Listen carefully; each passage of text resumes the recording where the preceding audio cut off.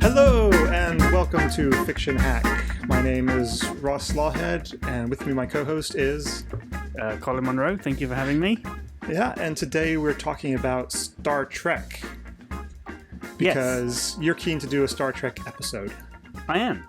Okay, so how are we going to discuss Star Trek since it's a pretty big topic? Yeah, it's a massive topic. I don't really know. I mean, I was a huge fan of Star Trek as a teenager, kind of in the mid-90s, which I think I was just looking at some of the dates of when the various seasons were in production. And mid-90s was obviously the golden age for Star Trek. Well, because that was Next Generation, right? Well, yeah, that was Next Generation, which I think far exceeded the original series in many ways. But then also the spin-offs came along at that time, and they it was certainly more successful than the original series. Because were there 2 or 3 seasons of the original series? I think there's 3. There was 3 seasons of the original series, 7 of Next Generation. Did you ever see any of the cartoon of the original series? No. It was basically just kind of. I think they got some of the original actors doing the voices, maybe not Shatner, but it was just like that kind of style of animation where it would just be a face and then just the lips would move, and then it would cut to the next face and just the lips would move, and there was almost no action to it. But yeah, I don't know if that's canon or not. Well, yeah, tweet or email in if that's canon or not. But yeah, no. So I agree. So what? There were 7 seasons of Next Generation. Yep. I remember watching the first episode and then moving to England almost immediately afterwards, so I couldn't see any more. And then bizarrely, we were on a family vacation in America when the last episodes aired, and those were fantastic. The whole sort of because I was huge into the whole kind of. So you never saw it in the UK? Time travel. You never saw it when you were living here in the UK? No, I did, but it wasn't consistent. It wasn't on as much. I remember visiting the US because my parents lived there for a while, and it was on a lot of the time. And in the US, you always had a lot more channels, and stuff would repeat a lot more. Well, because it was syndicated, but in Britain, they just show the episode once, and then unless they replayed the entire season, you wouldn't be able to see it again. Yeah. But because of that, I remember watching the first, the Next Generation... No, sorry. I remember watching the original series religiously when it showed on Wednesdays, I think it was, and before Thunderbirds, or after Thunderbirds. Yeah. We'd watch those together, that was a good time. But Thunderbirds. Yeah, okay, so no, I agree. We should do an episode on Thunderbirds. We should do an episode on Thunderbirds. That was such a good show. I watched all of them except for one, I think, because we're and there is a link. Holiday there is somewhere. a link between Thunderbirds.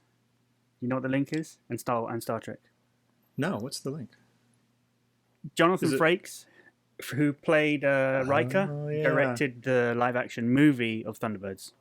And there's a link to this show as well because you worked on that movie. Yeah, I did work on that movie. And the visual effects. So I met Jonathan Frakes a few times. He's a very nice guy. We have got to do a Thunderbirds episode in that case. Yeah, well, okay. Yeah. We're committed. We can talk about that. So, getting us back on track. So I agree, 90s were the golden age for Star Trek fans, just because it was popular enough that it was kind of like a crossover appeal to anyone. So you didn't have to be into science fiction in order to enjoy Star Trek. It kind of carried along. It had a sort of primetime appeal. But then, so after Generations finished, how soon was Deep Space Nine and Voyager, which were the next 2? Okay, so this is what I was looking into. So Deep Space Nine and Next Generation overlapped by a couple of years. I knew there were character overlaps. I didn't know if there were Yeah, well, you see, they knew they were going to do Deep Space Nine, I think, round season 4. So once they were doing season 4 and of Next Generation, and they were putting in things that were going to be relevant to Deep Space Nine to sort of set Deep Space Nine up without giving too much away, kind of thing. So the whole character of O'Brien, he did a Cole season. Meany. Yeah. Yep, he did a season on Star Trek Next Generation as the transporter guy, but then he went off and became chief engineer on Deep Space Nine. They also introduced the character of Ensign Ro, Ensign Ro was originally going to be the Kira character, but then the actress decided she didn't want to do it, so they changed it a bit. And what else was there? No, I think that was it really. But then, and in the first episode of DS9, it was the Enterprise that was bringing Commander Sisko to Deep Space Nine, and so I think Patrick Stewart cameoed in the first. So I've only episode. seen like 2 episodes of Deep Space Nine, but didn't Worf come up in later seasons? Yeah, well, so Next Generation overlapped for like 2 or 3 years, I think. So yeah, Next Generation was 87 to 94. Deep Space Nine started in 93, so it overlapped 1 year. I thought it was 95. Anyway, so yeah, Deep Space Nine overlapped for one year, and then when Next Gen ended, Worf joined. Well, it might have not been straight away. There might have been a season in between, but then yeah, Worf joined, and people say that was when Deep Space Nine got really good. Got really good. Or interestingly, we did an episode on jumping the shark. Yeah, I found out since that the opposite of jumping the shark is called growing. It's called growing the beard. Ah, did you know that? Okay. No, I didn't. Do you know why it's called growing the beard?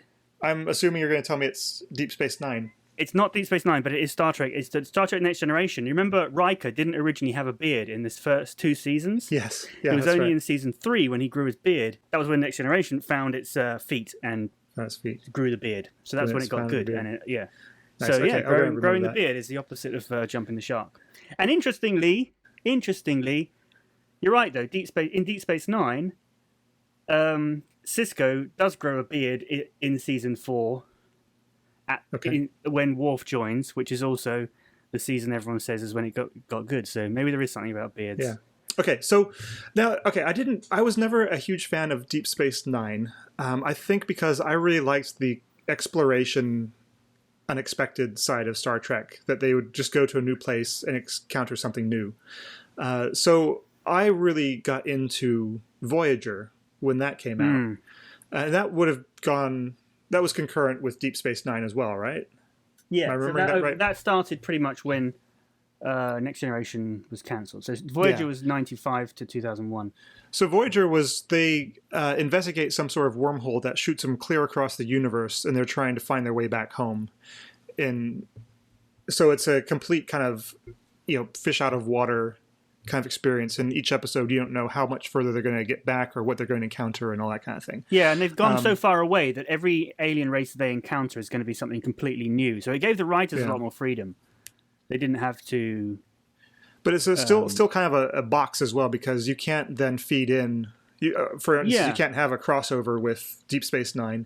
Yeah. And although they any did of the other find series. Ways to do that. Mm-hmm. Well, didn't Deep Space Nine have an episode where they crossed over with the original? Yeah, well, they series? both did. In the 30-year anniversary year or something, they both series did some sort of a episode in celebration episode. Yeah. So with Deep Space Nine, it was Tribbles, right? Yeah, the Deep Space Nine one was really good. I can't really remember what they did in the Voyager one. Mm-hmm. So, okay, have you seen any of the other sort of science fiction TV shows that took place in a space base, like Babylon 5 or Battlestar Galactica? How does it stack up to shows like that, do you think?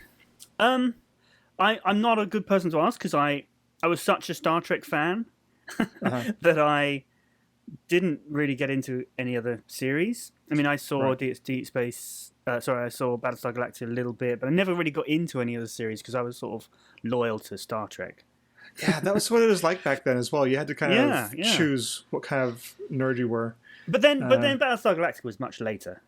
It was much later, yeah. So I was just trying to think of what other ones were on space base. Well, you know what? Because of the success of Next Generation, there were several copycats of that. So Babylon 5 was one of them. There was another one that was under the sea. Sequest DSV. Do you remember that? DSV, yeah. That was I never got into that, but I'd always watch it when it was on, and it was quite good. It had talking dolphins and stuff. And what else was there? There was Stargate. That was kind of. Oh yeah. It was very different, but it was around the same time, and I think possibly Star Trek: The Next Generation opened the door to that sort of show. Mm-hmm. Were there any I mean, others? it's I'm easier sure to there were. make if it's on a space station because you've got the same sets, you've got the same Yeah. actors. I think the way, Or a ship, or yeah, because otherwise you've got the problem which they had with, it's become a cliche with the original series and even a little bit with Next Generation, is that any planet they go down to is like some sort of desert, rocky kind of landscape deal. In the same way that every place that Doctor Who goes to looks kind of like a quarry in Suffolk. That every place that they go to in Star Trek kind of looks a little bit like Arizona in a lot of ways. Yeah. Well, there are. If you were into Star Trek as much as me, you would recognize props that and even shots, like establishing shots that were like done by graphic artists to sort of say, oh, here's a planet that they actually reused. Uh-huh. I remember, a couple of lamps. I was thinking, I remember seeing that in a previous episode and stuff like that. And also the set of the 10 Forward, which is like the bar set in Star Trek: The Next Generation. Oh yeah. They used the same set in the movie Star Trek Generations, but as a building on Earth, and they just instead of it being black stars out in the out the windows, it was like plants and stuff. Right. So watch out for that when you next watch the movies. The one that always makes me laugh, and they've used it in Firefly, and they've used it in Agents of S.H.I.E.L.D., is as like cryopods, futuristic cryopods. They're just those luggage compartments that you fit on top of your van or something. They're kind of Airstream kind of stuff. So they look vaguely futuristic, but they're always sticking a person in it and then clamping it down, and it always wobbles a little bit because they're just made out of plastic. But yeah. Anyway, that's. Once you notice that, you can't stop seeing it. Basically, there's one episode of Firefly where they're pushing those things all over this planet, and it's like it's just a luggage carrier. Anyway, it's cool though. I mean, it makes you think.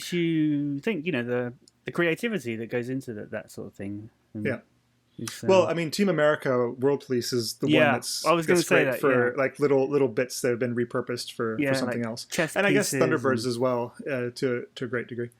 But okay, so now after Voyager, I kind of gave up. I think in the middle of Voyager, I gave up. I'm the same, and this is why I kind of missed the end of Deep Space Nine, and I really want to actually get back into it and give DS9 another go because.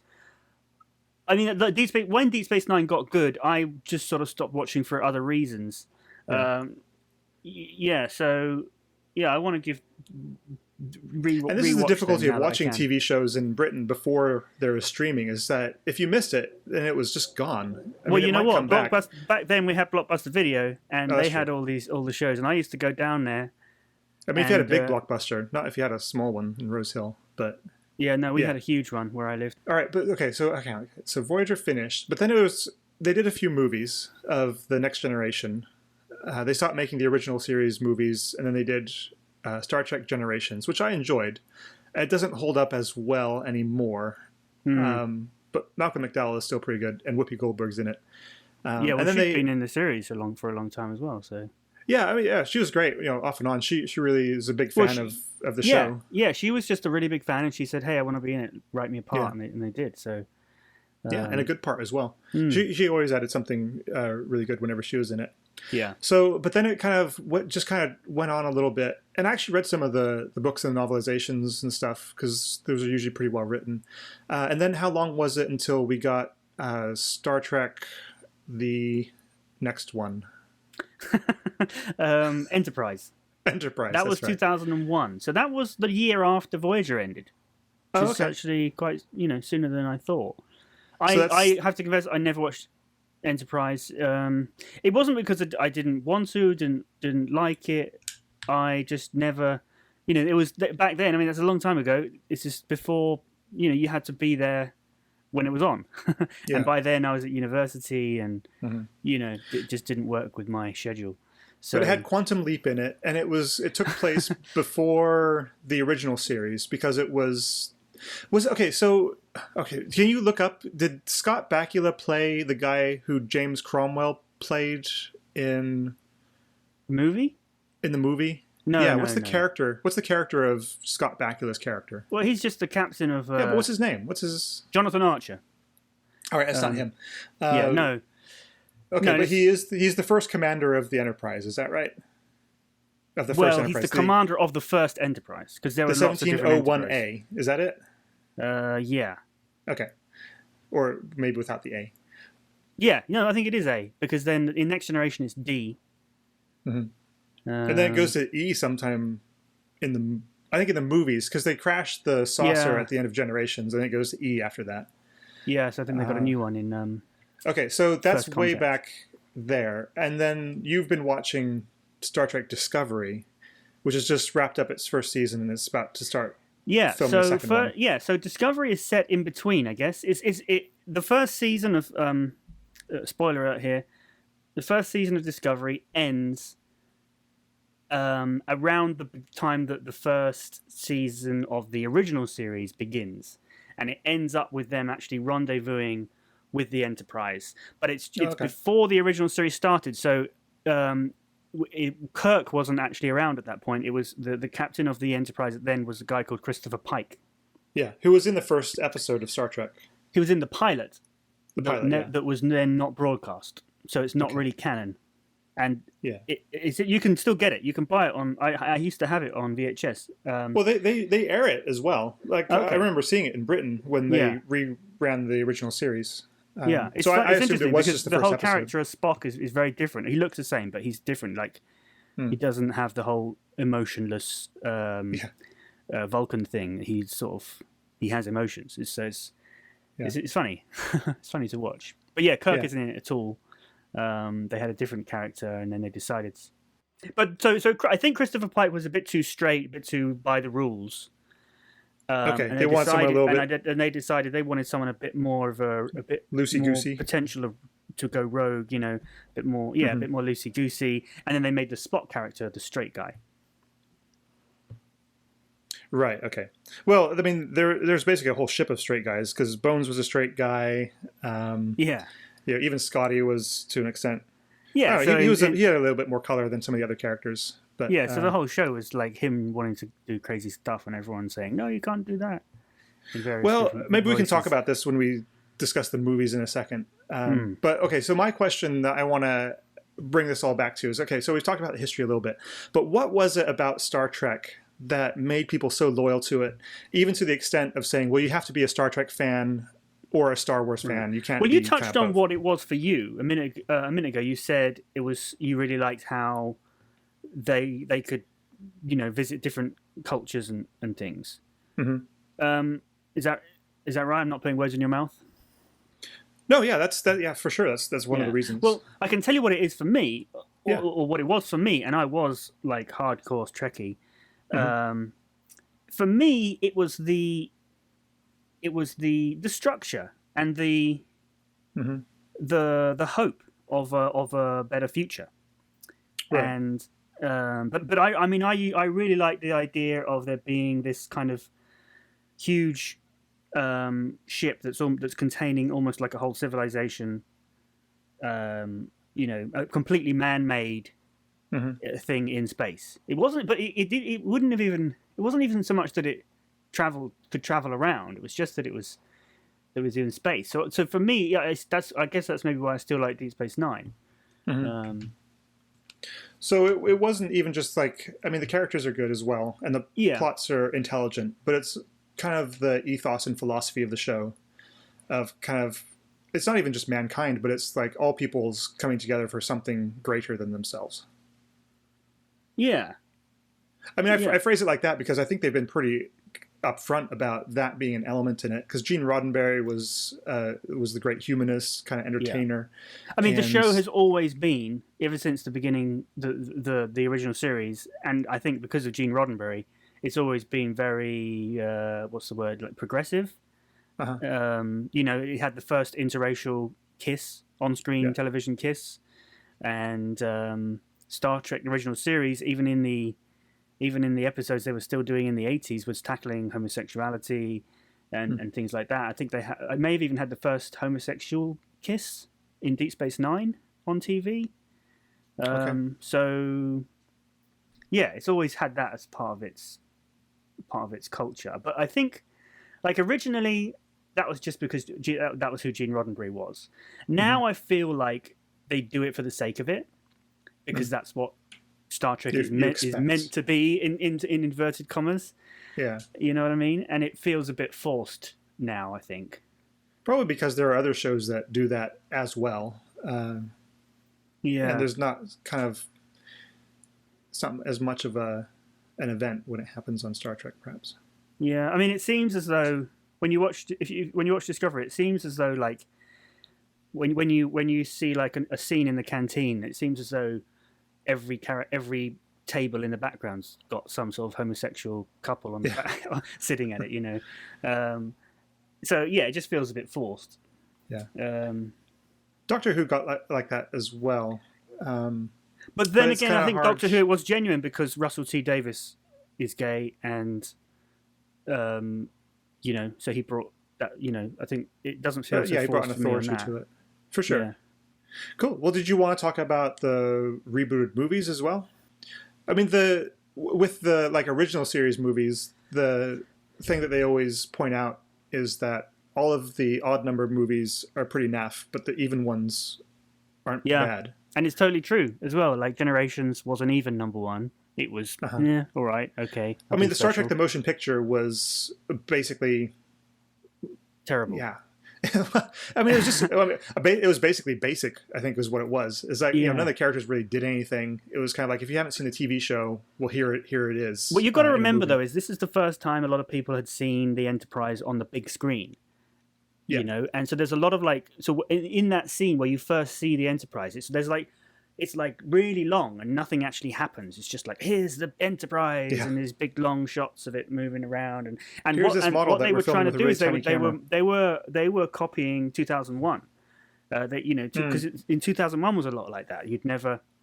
Not a lot happened. It was just long scenes of the spaceship, and you know, so they were influenced a lot by that. But then 2 was Wrath of Khan. That was good, just because it pushed the characters to a really extreme point. And I think a lot of people liked the way it referenced one of the episodes. Yeah, but then again, you didn't have to see the episodes, obviously, and I don't even remember the episode because I would have seen it, and then I saw Wrath of Khan much later on TV, which probably isn't the best way to see it. Have you got a list there? What's the third one? Yeah, I don't have a list. Oh wait, Search for Spock. It has to be because because of spoilers. Well, because he dies in spoiler alert. That was the spoiler. That was what I talked about this earlier. Sorry. That's why they're searching for him. Exactly. Because he dies. They blow him out of a torpedo tube, and then they decide he may not be dead yet. So because there's that great scene. There's that great scene of like his death scene is like really great. You know, you have been and always shall be my friend. You know what I mean? And then I like the way that we'll talk about the reboots. Yeah, we'll talk about the reboots when we talk about it. Don't say it yet. Okay, but what's number 4 then? Is that Undiscovered 4 the one where they went back in time and saved the whales? Maybe. Or was that 5? That may be 5. Okay, get your list up. So I remember Undiscovered Country being enjoying that one. Was 6, I don't know why. Yeah. Okay, that was 6. Okay. So that had all the Klingons in it. The Voyage number Home. 5. Okay, go on. Voyage Home was number 4. That was the one where they save the whales. No, it's not. It can't be. Yeah, that had to be. It was a good one. It was a good, even though it was a good one. I think that's the one that doesn't quite follow. Okay. The thing. So it was good though. It just wasn't very Star Trek-y. Right. Okay. Because a lot of it was set in modern day.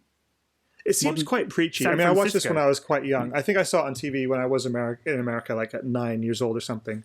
I remember, Spock had to have some sort of like headband thing because they were walking around present day San Francisco.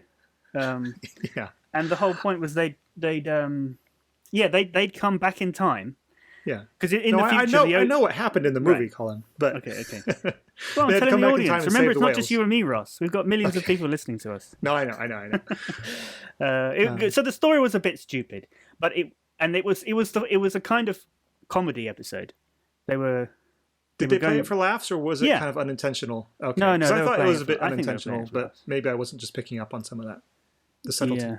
Yeah, they were playing it for laughs. Okay, and so that was it was 4. okay with that in mind, but it wasn't very Star Trek, but yeah. And then the 5th one was called The Final Frontier, and that is one that I just have no memory of. I don't know anything about that one. Like, who's in it? Who's the bad guy? Oh, it was directed by William Shatner. Well, I've got like the plot on Wikipedia right in front of me, but it doesn't ring any bells. Okay, we'll read the plot on Wikipedia. Let's try to figure this out. Okay, the crew of the newly commissioned USS Enterprise, NCC 1701A, are enjoying shore leave after the ship's shakedown cruise goes poorly. So Kirk is not on the ship anymore. He's not the captain. He's been demoted because of what he did in the previous movies. And he's gone on a camping trip with Spock and Dr. McCoy. It's got David Warner in it. Interrupted. The leaves interrupted were by Starfleet Command to rescue human, Klingon, and Romulan hostages on the planet Nimbus 3. Learning of the Enterprise's mission, the Klingon captain decides to pursue Kirk for personal glory. Okay, it's got God in it. I think this is starting to come back to me now. It's got God in it. Is this the one with Viger? No, that was the first one. That was the first one? Okay. That was the whole point of the first one. They found Voyager, the Voyager. Oh, spoiler alert. Which is really stupid because the original Voyager probe. I think even now actually it's just left our solar system. But nerd. It's like light years away to the next node solar system, so it won't even have got like 1% away from our solar system to another one by the time Star Trek is actually set. So the idea that it would have gone away and discovered loads of other things and then come back is ridiculous. But anyway, we spent too much time on that one now. Okay, so then it was Star Trek: The Undiscovered Country. That was number 6, and that was good because it had Klingons in it doing Klingon-y stuff. And it had Christopher Lloyd, Dr. Brown from Back to the Future, as one of the Klingons. I think he was in that one. Yep. That can't be right. Yeah. Okay. He definitely played a Klingon. I'm pretty sure it was Star Trek 6. All right. You say so. Had Christopher Plummer in it. Okay. So that one was good. And then we had Star Trek Generations, and this was 1994. Yeah, 7. So 7 was. And I enjoyed that one, but is that like a bad one, or what would you say? Like that was the crossover movie. It was kind of vanilla, I guess. But it was a bad one. It was a bad one because when you think about what it's sandwiched between 6, which was really good. Yeah. Because of the the war with the Klingons, and the next one was First Contact, which was with the Borg, which was really good. I don't know. I like the Borg. I don't remember liking First Contact so much or as much as Generations. I don't know. That's interesting. I don't know. Maybe you just like the tie-in. Maybe you just. Really I just like the tie-in. I think that's it. I just like seeing Kirk and Picard working together. Yeah, I mean, that was cool. But when you think about it in hindsight, the way that they did it with the whole Nexus thing was really naff. I don't know. I just like for me, that's what is so fun about Star Wars. Star Trek is the time meddling ones. But that's okay. That's cool. We can all have our own likes and dislikes. Yeah. So Star Trek First Contact, and is that the one where Data learns how to laugh? No. That's Generations. I think. I'm pretty sure it's Generations he gets to do that. Okay. No, you're right. But he can switch. I think he can still switch it on and off because he's not very good at coping with it. And then there's Nemesis. Yeah. Is that correct? Yeah. Again, very forgettable. Can't even remember what happened in that. Oh no! Wait, Insurrection. When's Insurrection? Yes, that's what I meant. Yeah, Insurrection was very forgettable. Nemesis was a good one. It had Tom Hardy played the clone of Picard. Interesting. Yeah. You know what? I may not have seen this one. This is not looking familiar at all. Really? That's I mean, it's good, but it's not that good. Okay. It's better. It's just a lot better than and so is that the last one before the reboot? It was, yeah. Okay. So okay, what are your feelings of the reboot? Well, I've only seen the first 2. I haven't seen the third one yet. Okay. And I mean, I quite liked it. I mean, I'm not so. I did like the way that they reference the original ones, and this is what I was going to say. Would start with when we were talking about Wrath of Khan and the whole really famous death scene. I really liked how that they reversed that, so they still had that scene in, but it was with the roles reversed. So, and there was a lot of moments like that were sort of. So it was spoiler alert. It was Kirk who died, and then you got to see Spock getting really emotional. Yeah, which was good and a little bit unexpected, but it made sense for the character and the story at that point. But then they discover like super blood, and it doesn't really. It kind of falls apart a little bit. Yeah, because they bring it back with super blood. Yeah, it was Khan's blood, wasn't it? It could heal everyone. Or was it? No, wait. Was it? It was Tribbles. Yeah. I think it was Tribbles. No, it wasn't. It was Khan. That was the whole point. That was the whole reason why Khan was able to get the guy at the beginning. Oh no! Okay, you're right. Okay, so but we got to see Bones inject Khan's blood into a Tribble as a way to see what the effects would be, and then the Tribble survives, and then he realizes that he can do it on Spock. Right. The inference being that then the Tribbles go on to replicate and do everything. Okay. I'm pretty sure that's how it all shook out. Okay, so my feelings on the reboot were that it was pretty unnecessary. I didn't know why they were doing it, really. I mean, of course, it's for money and viewers and all that kind of stuff. But I didn't like what they did with the character of Kirk, which was make him kind of super reckless and without any kind of need to answer to authority or anything, because he basically just kind of sneaks onto the ship essentially, and he's this kind of rebel who didn't even go through the full kind of Starfleet Academy kind of deal, and then Pike just kind of makes him the captain because he's got a gut feeling. I thought that was a bit ridiculous. Yeah, it's a bit silly. And I thought it wasn't the only silly part. You know, remember the bit with the big hands? Can you imagine that now? Can you imagine being a stowaway on a military gunboat in the Navy? Exactly. And then just the captain likes you, so he makes you the next captain? Yeah. It would be totally ridiculous. I mean, he didn't earn it. That's what I kind of missed. Yeah. And I think, there was a kind of popular novelization about, by Richard Greaves. I'll put it in my show notes. Which had more about kind of Kirk's life in the Academy, and it had the Kobayashi Maru situation, which may have been referenced previously, but I think that was the first time we actually kind of saw what that was.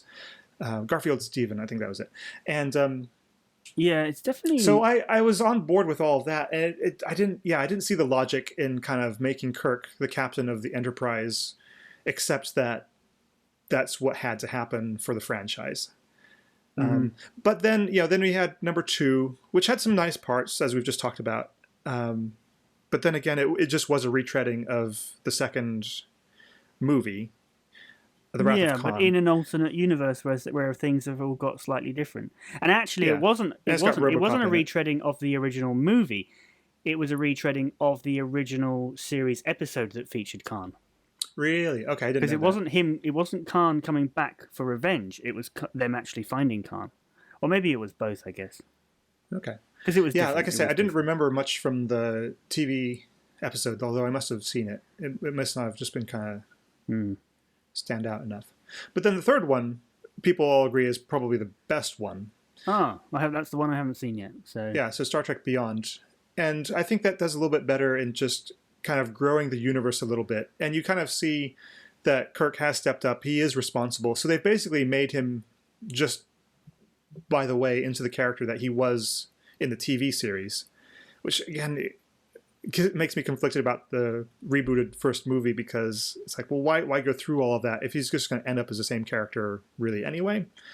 I don't know what the character purpose is for that. So what would you want then? What do you think it would have been better to just carry on with William Shatner being really old and still a captain, or do you think they should have introduced a new young captain?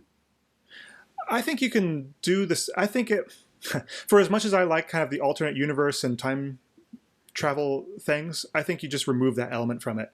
Just say, everybody, we're starting Star Trek over again, and this is it. It's like, this is Chris Pine, because we haven't really seen Kirk come through the Academy before in any of the movies or TV shows, and that would have been something new for the series. And so and then you can have him, fighting Romulans from the future and all that kind of stuff. I think that's fine, but I don't think you need to interrupt the timeline. I don't think you need to have Leonard Nimoy in it again, except that he needs to be in all of them, apparently. Well, not anymore. He's, Not anymore, unfortunately. But I don't. All of that seemed a little bit forced and to very little effect, I think. Because now it's good. Like I said, they've made Kirk the way he was in the TV show, and it works great. You've got a more responsible Kirk who's still got this kind of unbuttoned side of him that will just throw something random into the mix.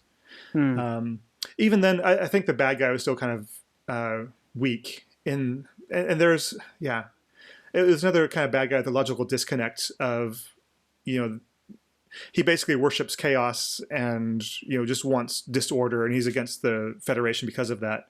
But he's got this super disciplined, ultra controlled force at his disposal, which completely works against his ideology and ethos.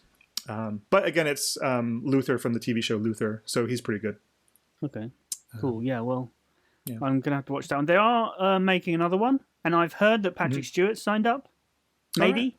I haven't heard that through any official. I've just heard it. Somebody I know said that apparently Patrick Stewart is signed up to do another Star Trek movie. So, okay, maybe they'll de-age him or something, and he can provide the voice to his computer-generated self. That'd be kind of interesting.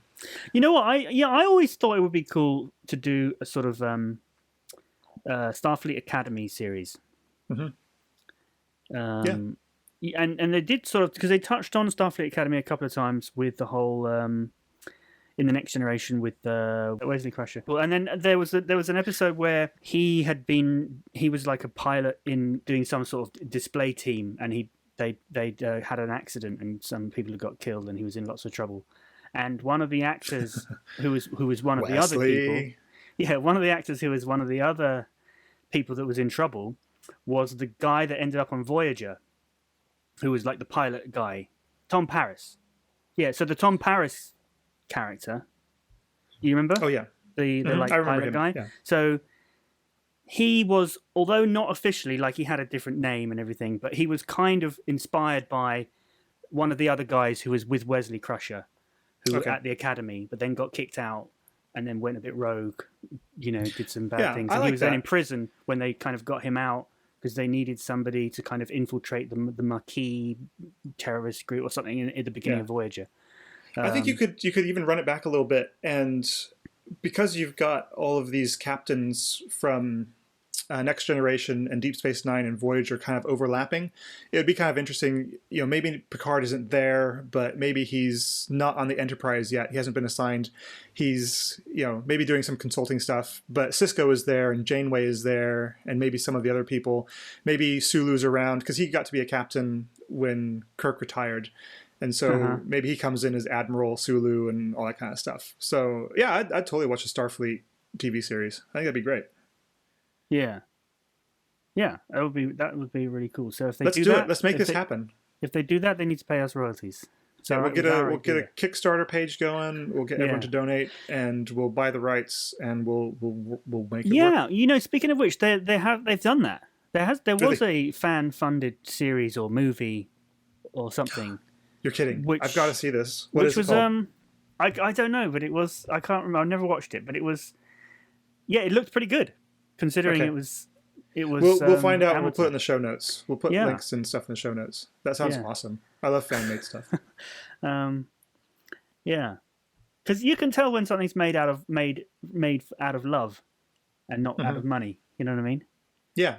Well, I mean, Star Wars is a good example of that, because like the new Star Wars movies are just done to expand, keep the franchise going. Yeah. Whereas before that, the people writing the novels and the comic books and all that kind of stuff, they were essentially movies, fans doing the fan, just expanding the universe and stuff.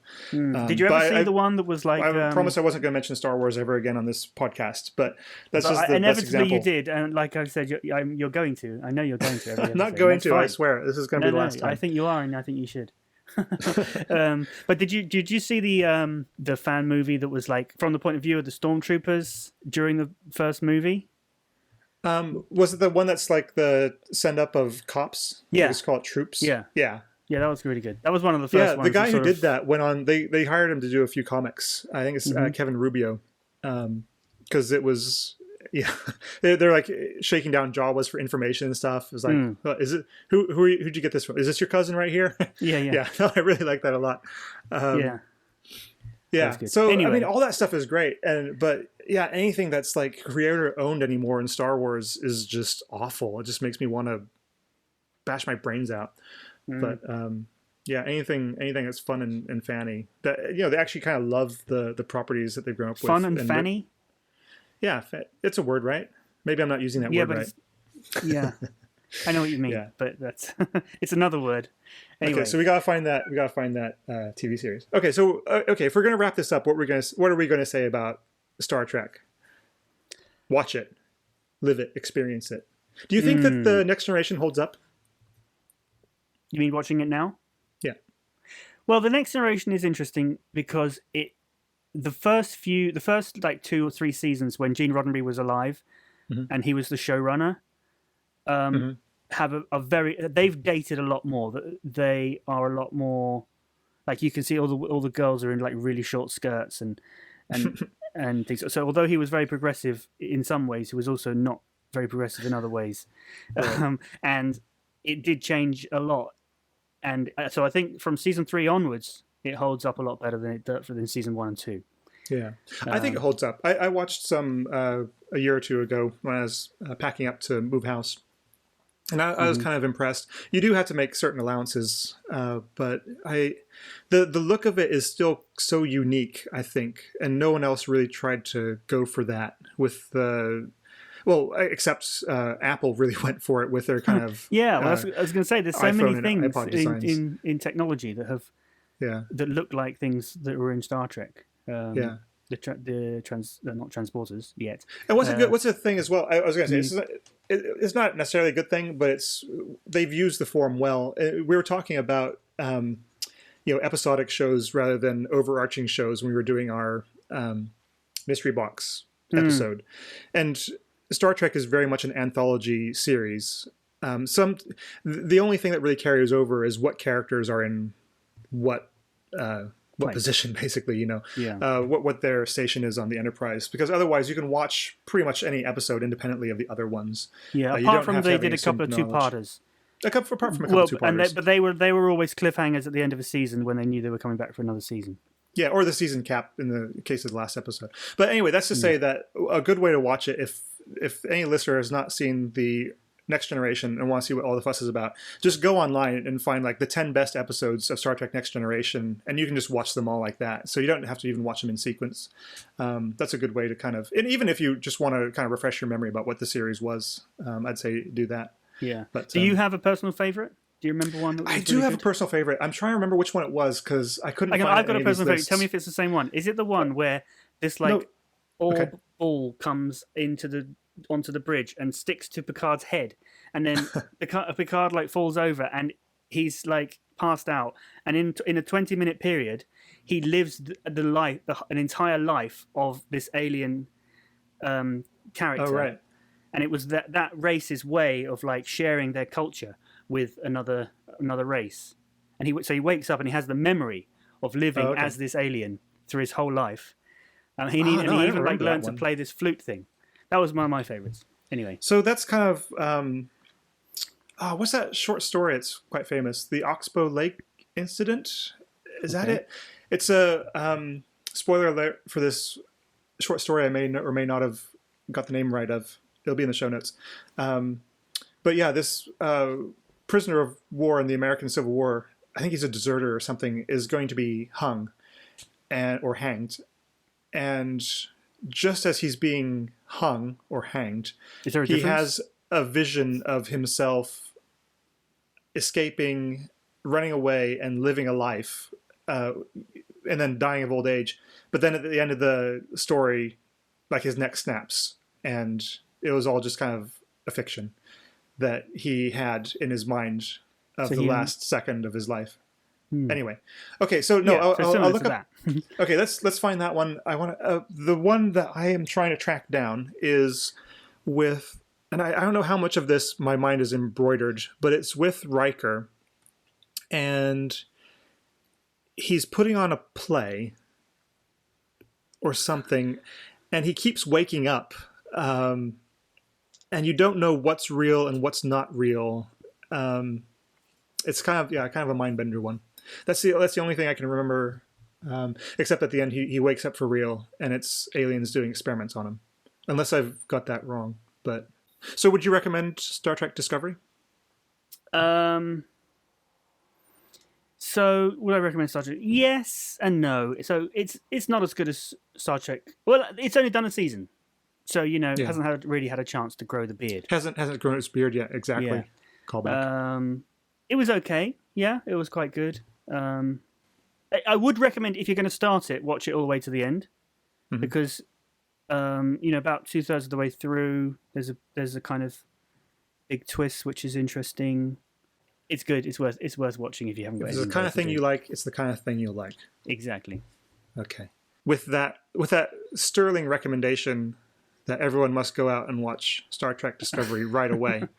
What else are you looking at these days? So I recently watched the Westworld, the original movie that Westworld TV show is based on. It was actually, I think it's actually directed by Michael Crichton, who wrote the novel. Yeah. He wrote and directed it. Because I was actually looking for Westworld on the TV show because I wanted to start watching that, and I thought I'd found it, but it was actually the actual original movie on Amazon Prime, and it wasn't very good. You didn't like it? I didn't like it. No, because it's a classic. That's the whole reason why the TV show got made. I don't think it is. I think the reason the TV show got made is because it was a really good idea in the book. But it's also famously in the book. The same idea that he used for Jurassic Park. Except that very similar. The robots are dinosaurs. Yeah. That's a shame. So I guess it doesn't age very well. But no, I have memories of watching that movie and enjoying it. There's so much. It's very slow. Not a lot actually happens. You can narrow you can summarize the plot in 5-10 points. Well, like Jurassic Park as well. Yeah, but Jurassic Park, there's a lot more action in this. Yeah. There's but you're right. It is a classic, and actually, I read that there's this one cowboy character who's just determined to kill the main guy, and the way that he did that inspired a lot of other famous characters from other movies, like in Terminator. I think Arnold Schwarzenegger, or maybe it was Terminator 2 with the it would have been Terminator 2 with Robert Patrick. Robert Patrick. T-2000 or whatever. Yeah, so that was... I didn't put that together, but yeah, you're right. That makes perfect sense. You can draw a line between so you've seen it too? Seen what? The movie? Terminator 2? No, but the original... Yeah. Like I said, okay. I've seen it. Yeah, I have. So do you know what I mean? Not a lot actually happens. Well, I mean, like I said, in the same way that not a lot happens in Jurassic Park, but it's a science fiction movie in that it has a point of view that's trying to get across about technology and entertainment and how some of this stuff can kind of be quite dangerous to you, which isn't a hugely sophisticated. There's action and there's the characters and you really care about the characters and you don't want them to get killed. It's a bit, and there's a lot more dynamic. It's a lot more different things. I think ultimately that comes down to the one guy and he's running, and you don't really care that much about him. Yeah, one of them was directed by Steven Spielberg, and the other one wasn't. Yeah, one of them was directed by a filmmaker. One of them was directed by a novelist.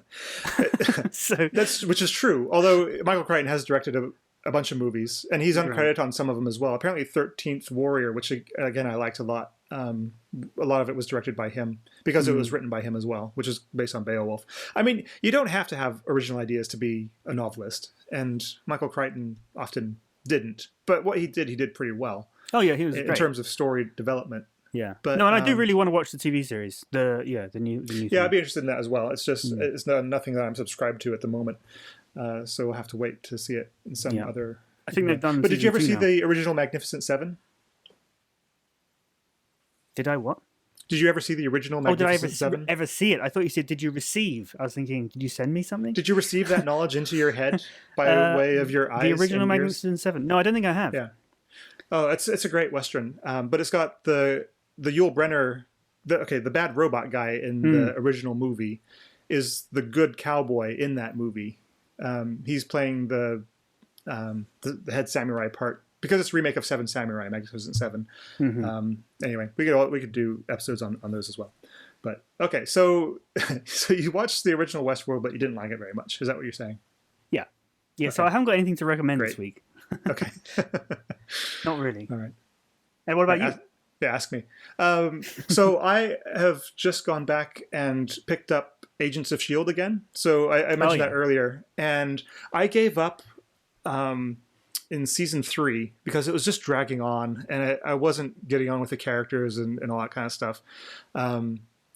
And I was loyal to it because I'm a big Marvel fan. And but then I was like, this is just too much to keep up with everything else. Because, Daredevil was cool at that time and Jessica Jones. And I even liked Luke Cage. But anyway, I've been hearing that it gets so much better after season 3. So I started again at season 4. And now I've just finished season 5, and now I'm going to go back and watch it all again because it got so good in season 4 and 5. It's worth watching the bad seasons. I just want to experience it all together as a whole now. So, what is great about it is that they're using the kind of usual science fiction tropes. In season 4, for instance, they're like in something called the Framework, which is basically the Matrix. They're imprisoned in this alternate reality, but they do it so well that. They really, again, it's about pushing the characters into these kind of extreme situations and just testing their relationships to each other, which is what you need to do in an ensemble cast kind of show like that. And then that carries over into the next season really well. And then they're in the future on this kind of space base. Again, like Babylon 5 or Deep Space Nine. But again, they do it so well that it really feels like everything's got consequences and stuff that the characters are dealing with kind of long term from being in this framework thing. Like one guy develops kind of a schizophrenic personality, and instead of saying, well, boo-hoo, oh, that's really hard, that's really bad, the characters kind of say, well, let's use that because that seems like that's going to help us out right now. And then they thought the season 5 was going to be their last season, so the last few episodes they just leave it all out on the field. So they basically kind of say goodbye to some of the key characters, and it actually does get quite emotional, I feel. But then it ends in a really intelligent place as well. And I think it just on the back of that, it got picked up for another season, a half season, a 13-episode season for number 6. I think just on the strength of how well received that the last season was. So I would recommend that's not going to be another one of those cases where they think it's ending, so they tie up all the characters' storylines, and then they do it so well they get recommissioned, and then they don't really know where to go. I think it might be. I mean, time will tell. I've got faith in the writing team that they'll probably do something interesting with it. But it does feel like number 5, the last few episodes, number 5, is it for the series, which is not a bad thing. Not everything has to end on a cliffhanger. But yeah, so I guess it gives you a sense of completion. But I would say anyone who gave up at any point, just start at number 4 because you don't need to have any kind of knowledge of what happened before. What if you never watched any of it? Could you jump into season 4? I think so. I think you'll pick it up. They've got recaps and stuff. So yeah, cool. Anyway. Anything else? Yes. So, good news. Okay. Somebody is watching and responding using the hashtag fiction hack. Any comments on the show? Please let us know on Twitter what you're thinking. If you are listening, please let us know on Twitter with the hashtag fiction hack. Yep. Somebody has used it. It's my brother. So you mentioned last week about Columbo, and he was saying 2 weeks ago. Okay, a couple of weeks ago, about Columbo and how you always knew the audience always knew the end. No, they knew who the murderer was at the beginning. Right. Okay. Yeah, who the murderer was at the beginning. But he was saying that, this is actually the same for me when I think back on it. It's one of those shows that you're flicking through the channels and it's on, but you've always missed the beginning. Unless you go out of your way to watch it. So I never realized that was the case with Columbo as well. So that's an interesting observation. Keep them coming. Well, wait, does that mean that you never knew who the murderer was when you watched it? Yeah. I mean, but I never really watched it. Like, it is one of those ones that you just fall on because Peter Falk is such a great actor that you just want to watch him no matter where you find him. But yeah, well, okay, I should have said as well, and I answered your brother with this also, that even though you knew who the murderer was at the beginning, you pretty much didn't know why they were killing this person, or stealing this object, or doing whatever they were doing. So there was a bit of there was a strong mystery element in that. And then a lot of it was just, again, seeing Peter Falk, be Columbo, and just the joy of watching that performance week after week, which is the appeal for me. But okay, so I've got a comment as well that was actually emailed to me, and this talks about Star Wars: The Last Jedi, and one of my big gripes in it. And he says, this is from Steven, "You complain that Luke is miserable and alone in The Last Jedi, but when we see Obi-Wan and Yoda in the original series, they're alone and burnt out as well. So isn't that representation of Luke more consistent with the original trilogy?" Which I think is an interesting observation. But I kind of question how much Obi-Wan is burnt out when he's on Tatooine. Because I kind of feel like he was there to keep an eye on Luke and kind of steer him straight. Yeah, he didn't seem that miserable. He certainly didn't seem that miserable, I think. They're kind of more in hiding than... Well, I mean, okay, Luke's in hiding as well. But with Obi-Wan, he is training Luke. He wants to kind of open Luke's perceptions up to you're taking your first step into a larger universe, which is very much what Luke is not doing for Rey in The Last Jedi. He wants to say the Force is dumb. You shouldn't be a Jedi because Jedi is stupid. Leave me alone. So I can drink my when milk. he was supposed to be the New Hope, it's inconsistent with that. The whole point of the Luke character is that he's supposed to represent hope. Okay, good. Right? All right, we're agreed on that. Okay. I'm glad. Well, do you want to do Twitters quickly? Where can people find you? I'm on Twitter at Ross Lawhead, all one. Also Instagram. Okay, and I'm at Colin_Munro. And don't forget the hashtag FictionHack. FictionHack. And you're doing your own version of the show notes on your site, which is rosslawhead.com. Yep. And I will eventually get around to doing my own version of the show notes on my site, which is colinmunro.me.uk. Okay. Let's leave it there and see you next time. See you next time. Thanks for listening.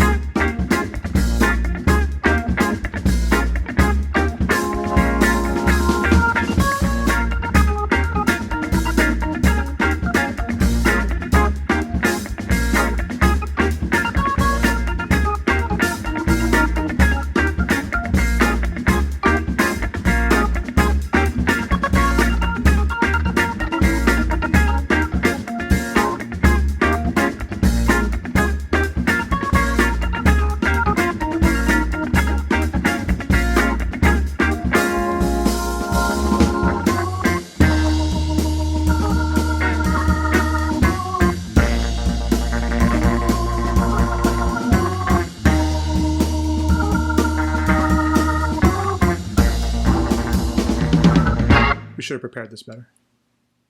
It's okay. This is fun. I think when I edit this down, it'll sound like we know exactly what we're talking about. Good. You're going to say, "What's his character called?" And I'm just going to know it. Okay. Hang on. Why is this not easier? Characters. Jonathan Archer. Okay.